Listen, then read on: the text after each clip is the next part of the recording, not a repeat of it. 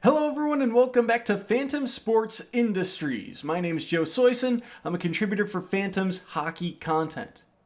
We're quickly approaching September, so the NHL season is right around the corner, and I thought I'd give my 2 cents on where I thought teams would land in the overall rankings of the league. So I went through division by division, looked at off-season movement, roster changes, coaching changes, and today we are going to cover the Atlantic Division. So this is my preseason predictions for the Atlantic Division in the NHL. So to start, we're going to work our way from the bottom of the division to the top of the division, which means at number 8, my pick is the Montreal Canadiens. There's some playmakers I do really like on this squad. Suzuki and Caulfield at forward. They traded for Patrick Laine recently. We know he has a high ceiling. And I'm a fan of their defenseman, Mike Matheson. He finished 9th in total points among defensemen last year. And that's important. In today's NHL, teams need that defenseman who can jump up and get points offensively. But I have Montreal at number 8 for 2 reasons. Number 1, this skating core struggled last year. They finished bottom 3rd in a lot of team statistics. Goals per game average, goals against average, penalty kill and power play percentages, total penalty minutes and shots against. All those stats that I frequently highlighted last year.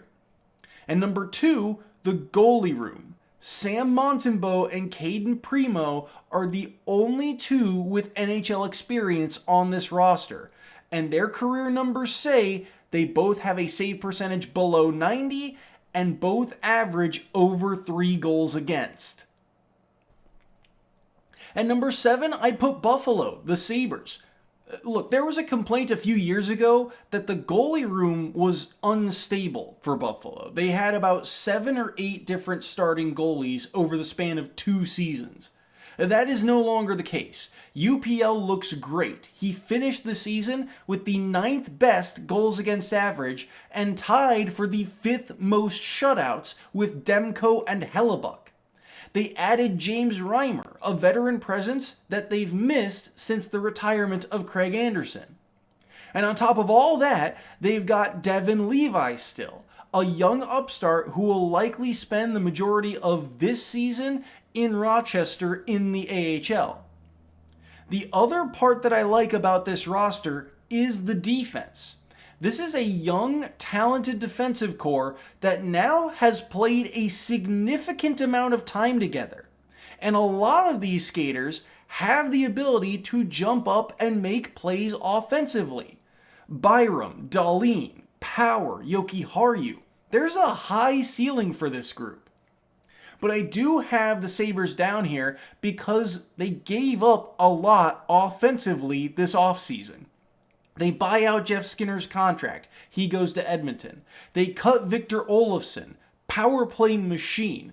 Now they don't have a player who scored more than 30 goals last year on this roster. They now feel one-dimensional. They have to win through low-scoring, grinded-out defensive games because I'm not sure that they've got the firepower to compete in these track meet style matches. Next up at number 6 is Ottawa. I like the Senators' starting lineup. They put a boatload of points up last year. Brady Tkachuk, Tim Stützle, Claude Giroux, plus Jake Sanderson and Artem Zub. I also like the trade they made this offseason to pick up Linus Ullmark. Remember, Ottawa finished last year tied for 26th in goals against average. Ullmark will come in and stabilize the room. My difficulty with Ottawa, however, is their depth. They've got 4 forwards with at least 60 points, and then there's a massive 34-point drop-off to the next forward. They need more from the depth in their lineup. Also, penalties were a major concern for them.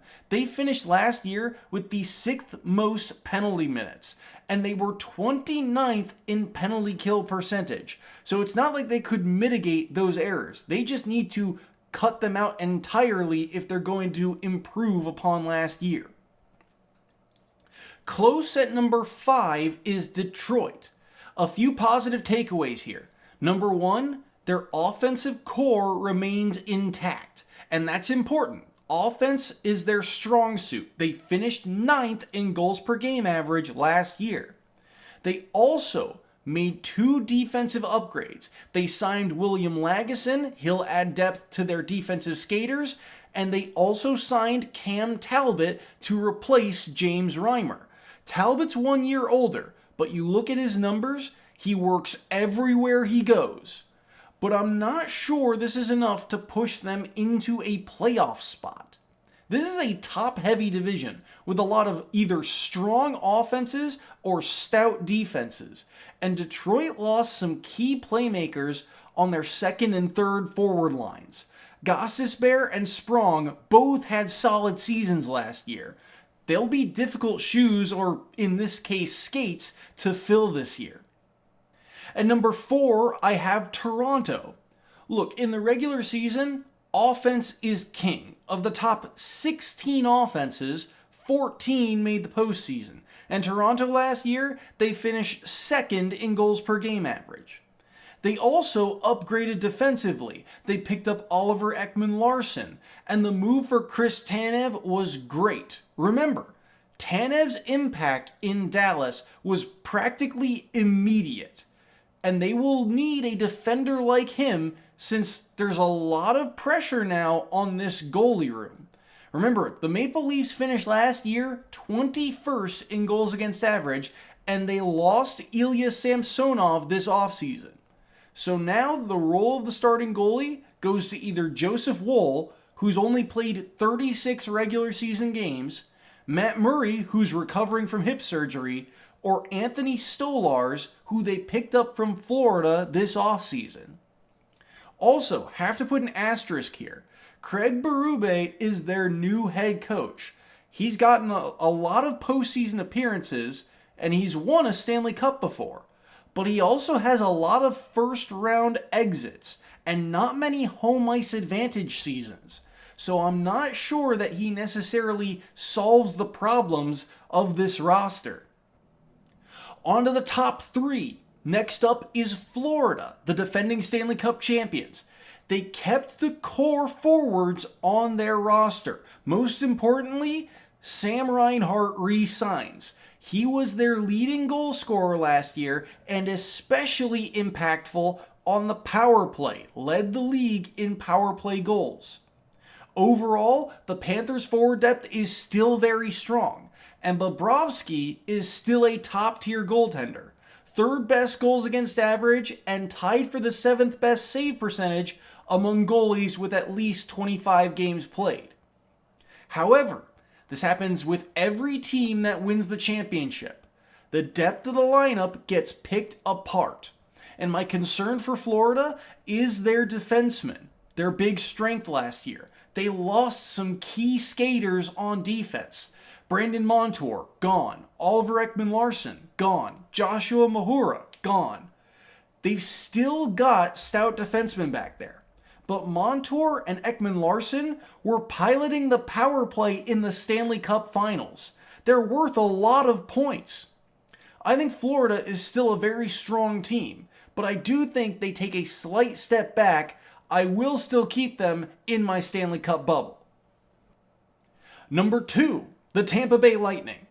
Look, they got off to a slow start last year. Remember, Vasilevsky was recovering from surgery for the first 2 months of the regular season.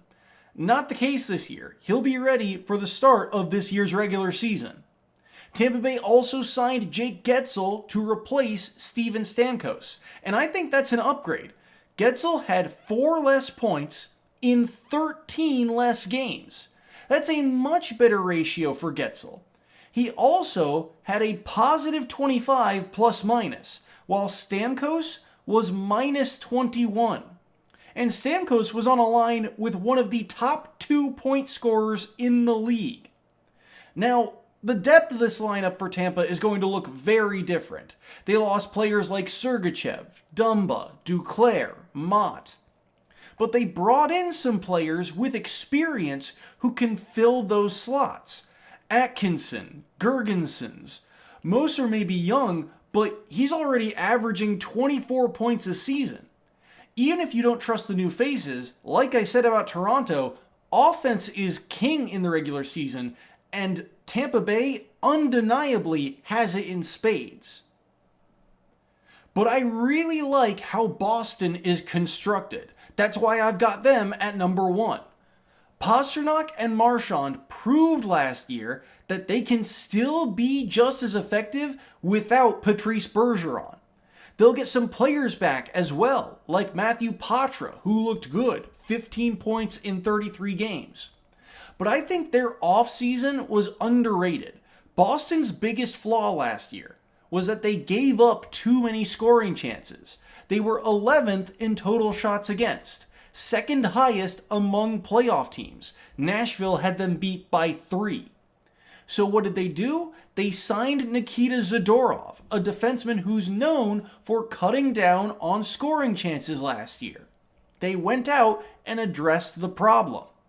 Now they did have some big names leave. Linus Ullmark's now in Ottawa. Jake DeBrusk is now in Vancouver.